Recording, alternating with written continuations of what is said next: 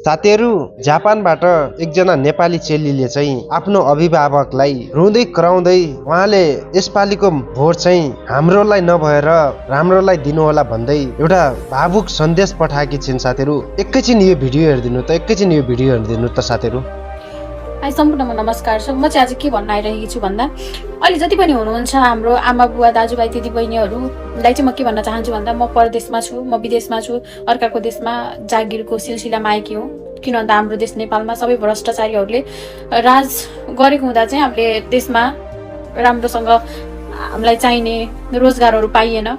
अनि त्यसपछि आफ्नो देशमा रोजगारहरू नपाइसकेपछि आफ्नो घरमा बस्ने स्थिति पनि नहुँदो रहेछ।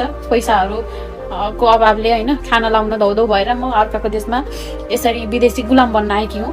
र मैले अहिले चाहिँ के भन्न चाहन्छु भने, मेरो मम्मी बाबालाई यहीँदेखि के भन्न चाहन्छु भने, मम्मी बाबा तपाईँहरूले यदि आफ्नो छोरी नेपाल आएको देख्न चाहनुहुन्छ भने प्लिज यो पालिको भोट चाहिँ घन्टीमा हाल्नु होला। पहिला थाहा छ तपाईँहरू पहिल्यैदेखि, अब हुन्छ म पनि पहिला एमालेमा थिएँ। एमाले एकदम मैले पनि एमालेको गीत गाउँदै प्रचार गर्दै हिँडेँ हो पहिला होइन। तर एमाले केही पनि गरेन कि यतिसम्म कि म विदेश आउँदाखेरि मेरो एउटा डकुमेन्ट नबनेरखेरि मैले त्यो एमालेको त्यो वडामा मैले कतिचोटि धाउनु पर्यो कि मैले यति दुःख पाएको छु होइन। अनि यो सरकारलाई फेरि पनि भोट दिनु भनेर मैले कसरी भन्न सक्छु?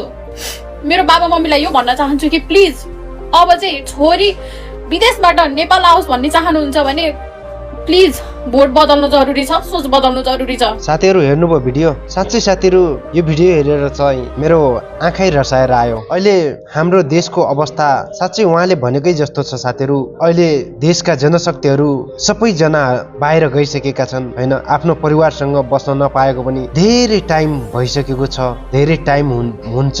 आखिर कहिलेसम्म त हामीले आफ्नो परिवारसँग बिछोडिएर बस्नु पर्ने? आखिर कहिलेसम्म हामीले विदेशमै बस्नुपर्ने एउटा सामान्य घर चलाउनका लागि? आखिर कहिलेसम्म हामीले विदेश नै जानुपर्ने? आखिर यो समस्या अन्त्य हुनु जरुरी छैन र भने होइन? यो समस्या आखिर कहिलेसम्म टिकाइराख्ने, कहिलेसम्म हामीले यो समस्या देशमा बचाइराख्ने हो? यो सम्पूर्ण नेपालमा रहने दाजुभाइ तथा दिदीबहिनी लगायत आमा बुवाहरूले सोच्नै पर्छ होइन। आखिर तपाईँहरूका छोराछोरीहरू तपाईँसँग नबसेर बाहिरै मात्र कहिलेसम्म बस्नु हुने हो अथवा बस्छन्? यो तपाईँहरूले सोच्नै पर्छ।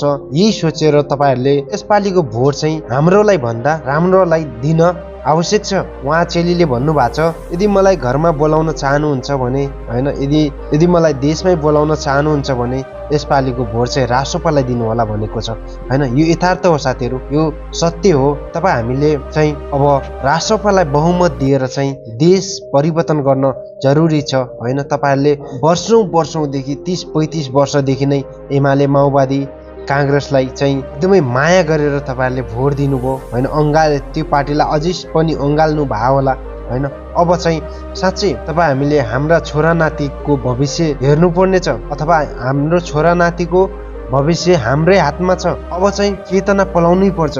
अब चेतना पलाएन भने, अब विवेक पलाएन भने अब हाम्रो नेपाल कहिल्यै पनि बन्नेवाला छैन साथीहरू भन्दै आजको लागि बिदा हुन्छु। जय देश, जय रविन्द्र।